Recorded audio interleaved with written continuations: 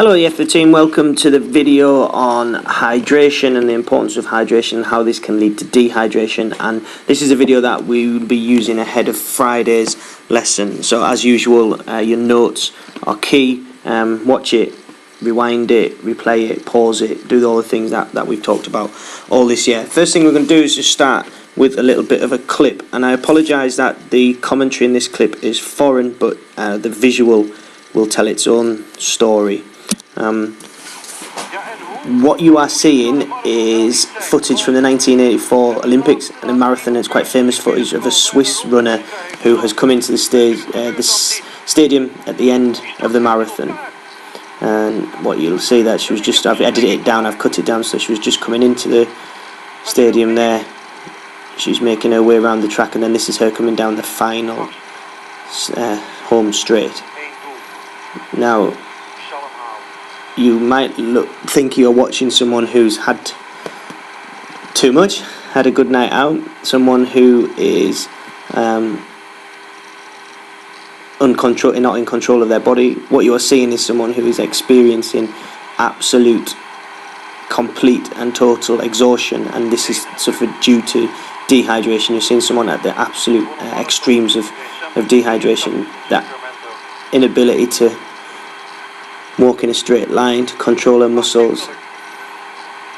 And if you watch as she crosses the line, the way she collapses into the officials,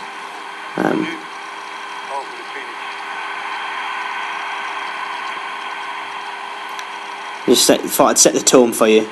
Realistically, fortunately, that athlete was fine and all was all right. I'm not sure whether or not that would actually be allowed to happen now, given all of the scientific advances that we have. But that was 84 Olympics, and they clearly see the effects of getting it wrong and being underprepared, and experiencing dehydration. So that leads me into this slide, the importance of water, and it is without doubt the most important nutrient to an athlete. And this down here is key to you, please. Yeah, 13. What we actually require water for: thermoregulation, lubricating of joints, moving nutrients and electrolytes around the body. We'll come back to that term, electrolytes, as we go through the video. Moving waste products around the body, maintaining blood viscosity. Viscosity is the substance, the thickness, the stickiness of the blood.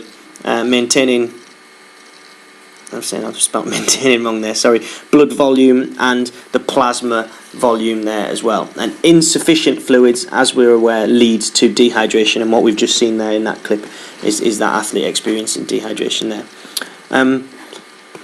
When we exercise, we sweat and we respire. So sweating and respiration equal water loss, and that is what ultimately leads to dehydration. It also causes electrolyte loss, and electrolytes are essential to us in the body because they control the osmosis of water between essential body components. And for those of you that are not doing biology currently or can't remember your GCSE science, osmosis is the transfer of fluid, water, from one area of the body. So you're thinking about through a semi-permeable membrane, and that's just the term for water being transferred from one part of the body to another, or between one muscle tissue to another, etc., etc. And we've used this term homeostasis before. That maintaining that homeostasis, that kind of general wellness, the internal environment, that's stable and constant condition that our body requires. And electrolytes play an important role of that. And electrolytes, and we're talking primarily about sodium, they're substances that regulate the water levels and fluid levels, and play a huge role in maintaining this homeostasis. So they're really important to us. Sodium, as you commonly refer to it as salt, and that is becoming an increasing substance that's been studied, particularly by endurance athletes, because what an awful lot of people find that with reduction in sodium levels, we experience additional muscular fatigue, and it can lead to cramping as well. So when you will now see endurance athletes talking about hydration, they will also be talking about electrolytes. You can buy electrolyte tablets that are like soluble, that you could drop into your Camelback or something if that's what you were using, that will dissolve into the water and provide you with some of these essential components that help us to maintain that homeostasis that we've talked about.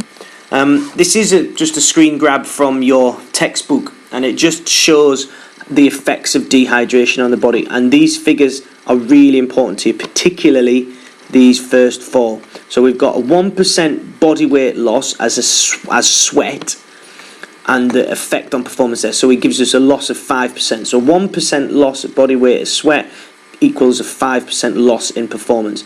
2%, and this is where we would primarily, the people would start to talk about the effects of dehydration kicking in. We get impaired performance, and that is then a loss of 10%. So 10% loss in performance based around a 2% loss as body sweat. As you can see, this comes down as we get more and more severe. The amount of body weight that we've lost due to sweat has a potentially fatal effect. But for us as sports scientists, initially what we're really thinking about are these first three here, down to 4%. Once we get to 5, 7, 10%, these are extreme situations that we wouldn't generally deliberately expose ourselves to, whereas some of these here are situations that marathon runners, for example, regularly put themselves into. Just watch this clip for me, please. Well, your body's working overtime, because normally you drink fluids, it obviously goes down through your esophagus, into your stomach, into your intestines, and it gets absorbed. That's what determines your blood volume. When you're properly hydrated, you have nice blood volume. With dehydration, your blood volume decreases because your blood volume is 90% water. That causes everything to work harder. So in this dehydrated state, what's happening? Well, your heart is compensating. It has to pump harder and faster to get oxygen and blood to the organs of your body. Your muscles are going to be working harder. They're going to feel more fatigued than normal. And what, of course, this can cause is just this overall lack of clear thought and concentration. And that's something you'll hear regularly, that lack of clear thought and concentration, and you heard some of the other physiological adaptations that doctor there was explaining to his live audience. So, you know, when we're 7 minutes in, we should hopefully realise how serious dehydration is, and why it's such an interest to sports scientists, why it's so relevant to us, because we're thinking about the negative impact it has on performance. Now, what can we do to avoid dehydration? Well, it's obvious that needs to be focused on what we do to rehydrate and to maintain our levels of hydration. So rehydrating is difficult once activity is already started, because we don't start to get back to full hydration levels while we're exercising, primarily because we lose fluids faster through sweat than we can absorb fluids into the bloodstream. So even if we're drinking these fluids into our stomach, we can't absorb them quick enough or quickly enough in comparison to what we are, how quickly we're losing them, and that will sometimes lead to athletes being sick and having a real bloated feeling that they're trying to consume the fluids that their body's crying out for, but they can't absorb them. They're sitting in the stomach, and that comes back to, if you think about when you're younger and you had a stitch, and that's because, as we talked about earlier in the year, blood is being taken away from the stomach. It's when we're exercising, because it's not required. The blood and the oxygen is required at the working muscles. I put here, sometimes water is not the best option, and we're just going to explore that, and it's something we're going to explore in lesson as well. And one term that's key when we're thinking about, you know, what perhaps not water and some other drinks, is that term at the top there, osmolality. And basically that is the term that describes the components of, or the particles within a solution. So here I've given you the osmolality of a sports drink, and also the osmolality of blood, and these are the components of it, the particles that are within that solution. So in our sports drink, we've got carbohydrates, electrolytes, sweeteners, and preservatives. In blood, for example, we have sodium, proteins, and glucose. And what's key to us here is how quickly can we get what we need out of our stomach and into the bloodstream, and that's where the different types of drugs come into things. I'm going to show you a clip in a second, a Lucozade advert, and we're going to talk about these a little bit in more detail during the lesson, but you will have heard these terms. You'll have definitely heard isotonic drinks before. You might not have heard of hypertonic drinks or hypotonic drinks as much, but basically they have three distinct different roles.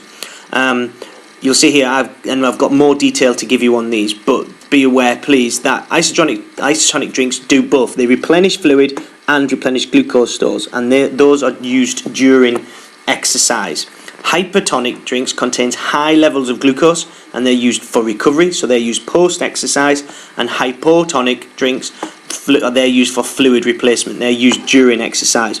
In effect, the main difference we've got here is we've got an isotonic drink that is pretty much level with the general osmosis of our blood and the fluids that we consume, and that we would that homeostasis that we talked about earlier, that would help to maintain that.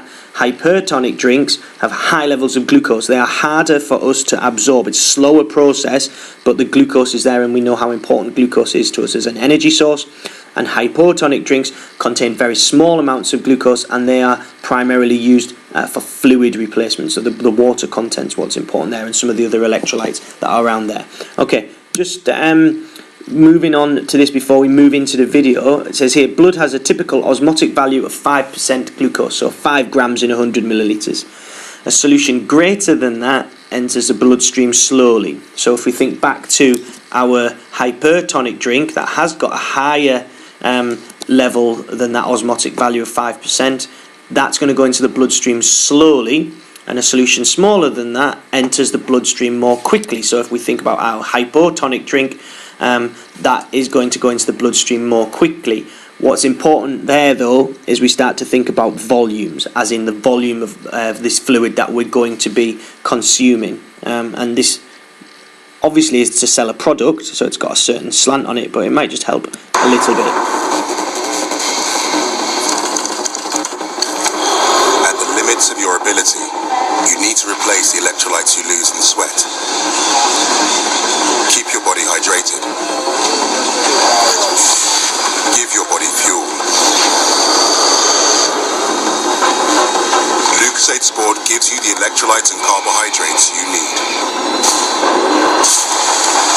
Hydrating you. Fueling you. Better than water.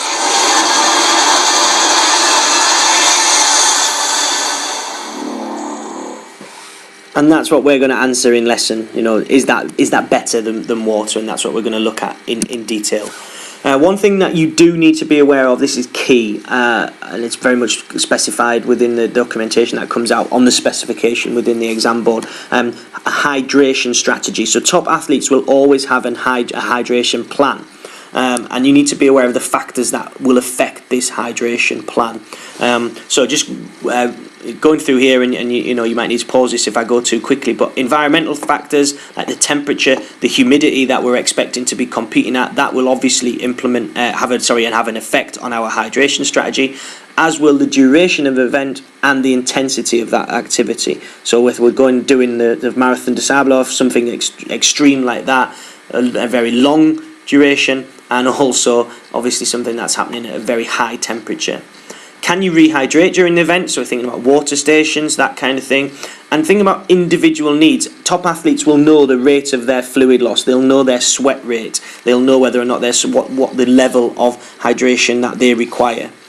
How easy is it going to be to replace electrolytes? Are we going to have the availability of those products? Is that something we're going to have to take with us? Will they be available? And how much acclimatization has occurred? And we talked about that in today's lesson, being the period of time it takes for us to acclimatize to a new climate. Altitude, that shouldn't be a problem to anyone. We've spent an awful lot of time talking about that, and that should be easy marks to us now. And then also the type of drink available, which we've just talked to you about as well. Rewind that, pause that, listen to what I've said, because these are all very, very key points for you. Right, I will see you on Friday. We'll start with a question on much of what's on this video tonight around hydration and why that's so important, and the effects of dehydration, and then we'll move it forward from there. All right, thank you very much.